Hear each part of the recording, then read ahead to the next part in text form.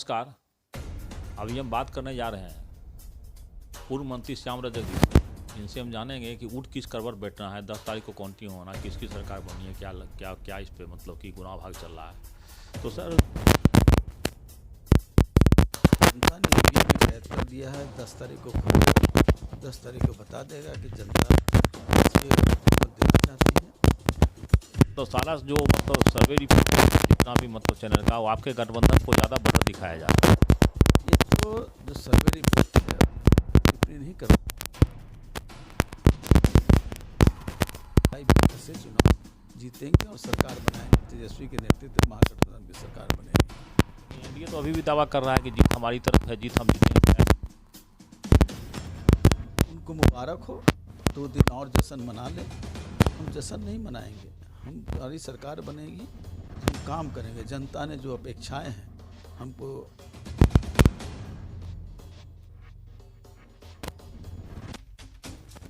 बदलने का काम, बिहार की दशा दिशा को बदलने का काम, 10 लाख लोगों को रोजगार का वादा, उसको पूरा करने का काम।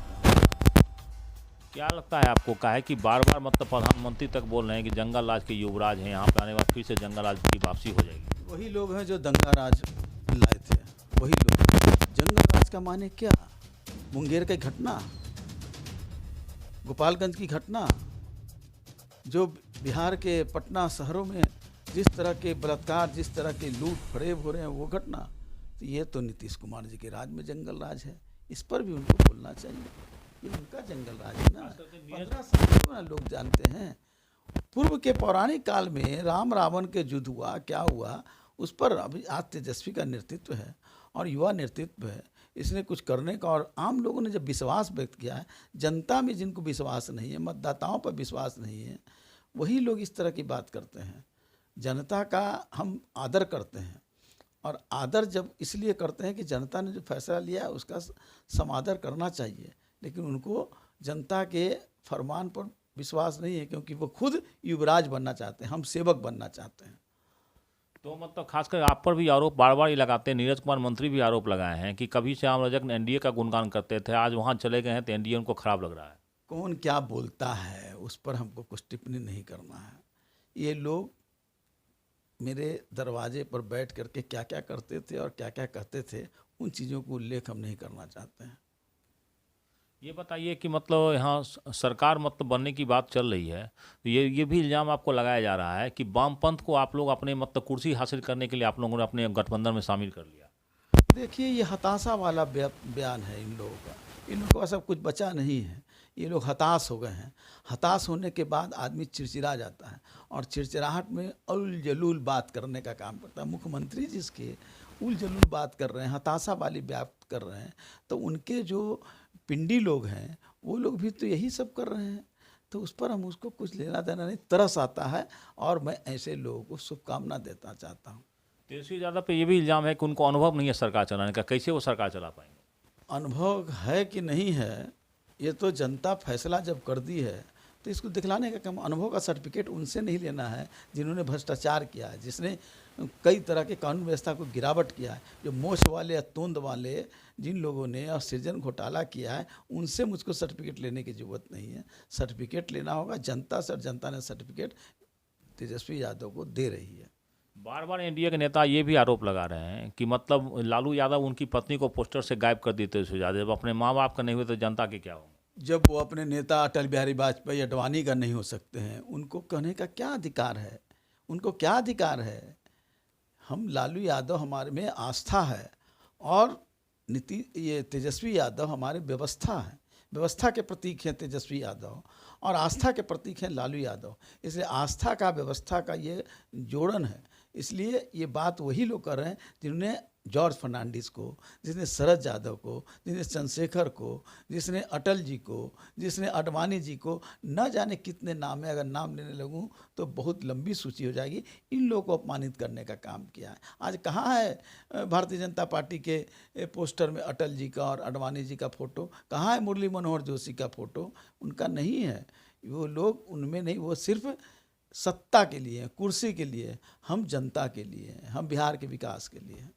10 लाख नौकरी देने की बात तेजस्वी यादव ने की है, कैसे नौकरी देंगे और बार बार इंडिया काटेगा, पैसा कहाँ से आएगा? असल में उनको गुना भाग नहीं आता है।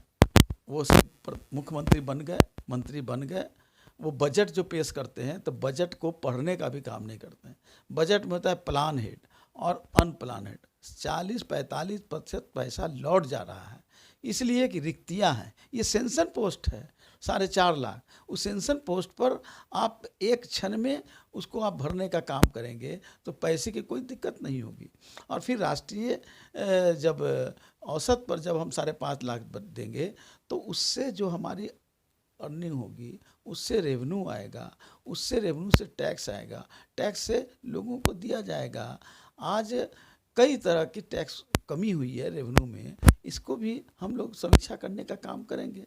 इंडस्ट्री यहाँ नहीं हो पाया, अगर इंडस्ट्री होता, यहाँ मक्का है, यहाँ आटा, ये धान है, यहाँ पर आलू है, यहाँ पर जूट है, यहाँ पर सिल्क है, यहाँ पर खादी है।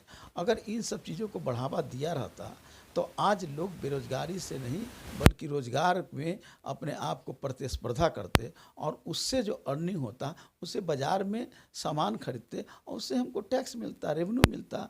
रेवेन्यू आता तो हमको टैक्स कर मिलता, कर से राज्य सरकार का आर्थिक स्थिति और ऊंचा होता। ये तो बार बार ये भी इल्जाम लगाएंगे बजट का कोई ज्ञान ही नहीं है तुलसी यादव जी का, कैसे मतलब? उनको बजट का ज्ञान रहता तो 2,11,000 में क्यों 40-45% वापस हो जाता है? उनको बजट का ज्ञान है क्या? वो सिर्फ बजट बनाने का काम करते हैं। बजट वो खुद नहीं बनाते हैं, न उसको पढ़ते हैं, रट लेते हैं। सबसे बड़ी बात है कि ये भी बात कही जा रही है कि वामपंथ के साथ मतलब सरकार का गठन हो रहा है, कांग्रेस के साथ गठन हो रहा है, ये लोग का विचारधारा का मेल नहीं है, ये सरकार बन भी गई तो टिक नहीं पाएगी। मैं पूछना चाहता हूँ कि वामपंथी पार्टी के साथ हमारा मजबूत गठबंधन है, लेकिन ये बीजेपी के साथ कभी उलट पलट करते रहते हैं। यही सीए के सवाल पर, 370 के सवाल पर पार्लियामेंट से निकल गए थे। क्यों? बीजेपी से नाता आज तक बनाए हुए हैं। ये बोले जोर से कि सीए के हम खिलाफ हैं, एनआरसी के खिलाफ हैं, बोले, लेकिन योगी आदित्यनाथ आते हैं और क्या क्या नहीं बोल जाते हैं। उनके मंत्री की राज आते हैं, क्या क्या नहीं बोल जाते हैं। प्रधानमंत्री क्या क्या बोल जाते हैं। तो उनको दो तरह के लोग हैं, दो विचारों के लोग एक साथ बैठे हैं। हमारा तो एक विचार है, जनता की समस्या का समाधान करना। वामपंथी भी मजदूरों को, जनता की, किसानों की लड़ाई लड़ता रहा। राजद भी लालू यादव के नेतृत्व में लोगों को आवाज़ देने का काम किया। वही काम है कांग्रेस ने भी, गरीबों को गरीबी हटाओ का काम किया, बैंकों का राष्ट्रीयकरण किया। तो हम सबका एक विचार है। खास करके ये बात कह रहे हैं कि तुलसी यादव 10 लाख नौकरी देने की बात करें। जेपी नड्डा ने ये बयान दिया है इलेक्शन के समय में। आप अगर बातों का बात करते हैं, मैं एक बात बोल दिया कि 10 लाख हम कहाँ से रोजगार नौकरी देंगे, उसके बारे में बार बार करना नहीं, उनका कहना है कि 25 लाख। क्या कहना है हमको नहीं मतलब है, उनका क्या कहना है उससे नहीं मतलब है, मेरा क्या कहना है वो समझिए।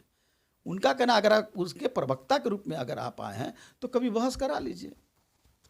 सबसे बड़ी बात है कि वो की जो ये भी आरोप आप लोग पर लग रहा है कि 1990 से 2005 तक आपने कोई रोजगार धंधा ना ही कोई उद्योग लगाया ना रोजगार दिया, तो अभी आप कैसे देंगे? 2005 से 2020 तक वो कुछ नहीं दे पाए। वो बीती बात को बात करते हैं। वो उन्होंने क्यों नहीं दिया, उस पर क्यों नहीं वो अपना पर्दा खोलते हैं, उस पर क्यों नहीं अपनी प्रवचन देने का काम करते हैं। उन्होंने क्या किया? लोगों की नौकरियां ले लेने का काम किया, कितने लोगों को नौकरी से हटा देने का काम किया, प्रमोशन नहीं देने का काम किया, आज तक रिक्त रहा स्थान, लोगों को, शिक्षकों को बहाल नहीं करने का काम किया, लोगों को प्राइवेटेशन करने का काम किया। आज यहाँ के बच्चे कोटा में जा रहे हैं, कोचिंग सेंटर खोलने का काम नहीं किया। ये काम क्यों नहीं? विजन नहीं है, जज्बा नहीं है, सिर्फ कुर्सी उनका विजन है। खास करके ये भी बात मतलब की आ रही है कि ये 2005 से 2000 मतलब कि 2005 तक के बाद से कहे कि अभी आपको तेजस्वी सरकार नौकरी देने की बात कर रहे हैं, और नौकरी मतलब कि देने के लिए उनके पास राजस्व की मतलब कहाँ से व्यवस्था होगी, इसका कहीं खुलासा नहीं कर। इसकी चिंता वो क्यों कर रहे हैं? जो खुद नकारे लोग हैं, जिन्होंने कुछ काम नहीं किया, वो पहले ये ना बताया कि क्यों नहीं काम किया, क्यों नहीं वो व्यवस्था करने का काम किया। वो तो इल्ज़ाम लगा रहे हैं। हम तो करेंगे, हमने कहा है तो हम करेंगे। कोरोना काल पे आप लोग की तरफ से इल्ज़ाम लगाया जाता था कि कोरोना को ठीक से मतलब कि हम व्यवस्था नहीं की गई, जिस चलते बहुत लोग मर गए, पलायन के मजदूर बहुत से मर गए। लेकिन उन लोग का कहना है कि कोरोना में आज देख लीजिए भारत में हम लोग की स्थिति बेहतर है। ये तो जनता बताएगी, और आप आंकड़े उठा करके देख लीजिए। उनके आंकड़ों पर मैं विश्वास नहीं करता हूँ। जब आप जाँच ठीक से नहीं कर पाए, आप लोगों का रिकवरी रेट बता रहे हैं, लेकिन जांच नहीं हो पाया। आज भी कोरोना से लोग ग्रसित हैं, आज उनके मंत्री, उनके संतरी, उनके नेता लोग कोरोना से ग्रसित हैं, तो उनको कहने का कहाँ से अधिकार है? नैतिकता अगर रहती तो नीतीश कुमार सरकार समेत इस्तीफा दे देते, लेकिन नैतिकता उनमें नहीं है, कभी नहीं नैतिकता रही है। रातों रात कभी बीजेपी के साथ, रातों रात कभी इधर के साथ, कभी उधर के साथ, कभी वो नेता है, कभी वो नेता है। ये तो चंद मुट्ठी भर लोगों के साथ अपनी सरकार चलाते हैं। डबल इंजन की सरकार कहा जाता है, लेकिन आपकी सरकार बनेगी डबल इंजन नहीं रहेगी। उनका कहना है कि फिर मतलब तरक्की अवरुद्ध हो जाएगी बिहार की। इसके लिए वो क्यों चिंता करते हैं? जनता पर विश्वास नहीं है क्या? जनता ने मतदान दिया है, जनता ने हमको समर्थन दिया है, तो जनता से जिसको जो मालिक है उस पर ही उन वो प्रश्नवाचक चिन्ह लगा रहे हैं। तो धन है ये लोग, जनता मालिक है और ये खुद अपने को मालिक बनना चाहते हैं। जनता से बड़ा मालिक कोई नहीं होता है, और जनता ने जब फैसला दे दिया तो उसको लोगों को स्वीकार करना चाहिए। ये स्वीकार नहीं करेंगे क्योंकि ये मनुवादी लोग हैं। ये मीडिया में काफ़ी हलकों में चर्चा है कि श्याम रजक मंत्री बनेंगे इस बार, मतलब कि हाँ मंत्री बन के विकास करेंगे। श्याम रजक ने कभी मंत्री पद के लिए कभी ललायत नहीं रहे हैं, और श्याम रजक 6 बार मंत्री रहे हैं। मैं चंद्रशेखर जी का शिष्य रहा हूँ। मेरे लिए विचार, मेरे लिए विकास, मेरे लिए सेवा ही सर्वोत्तम है। पार्टी हमारी, हमारे नेता जो काम देंगे उसको हम बखूबी निभाने का काम करेंगे। धन्यवाद सर। तो ये थे पूर्व मंत्री श्याम रजक जी। इन्होंने खुल के सारी बातों की मतलब कि बोला कि देखिए जनता ने मैंडेट हम लोग को दे दिया है और 10 तारीख को ये क्लियर भी हो जाएगी। अभी लोग एनडीए के लोग हताशा में बयान दे रहे हैं, वो भ्रम में जी रहे हैं कि उनकी सरकार आ रही है सारी, और हमारी सरकार आती है तक हम आप ही तरक्की करेंगे। इन्होंने यहाँ तक कहा कि एनडीए नेताओं को खासकर ये चिंता नहीं करनी चाहिए कि हम 10 लाख नौकरी देंगे, उसके पैसे कहाँ से आएंगे, बजट का ज्ञान या नहीं है, ये तो आने वाले दिन में सबको पता चल जाएगा। तो इस यादव कितने अनुभवी है, किस ढंग से सरकार चला रहे हैं, तो ये जनता देखेगी और हमारी कार्यकाल को देखेगी। आप देखते रहिए प्रत्येक लाइव अपने साथी अजय के साथ, अजय शंकर पटना।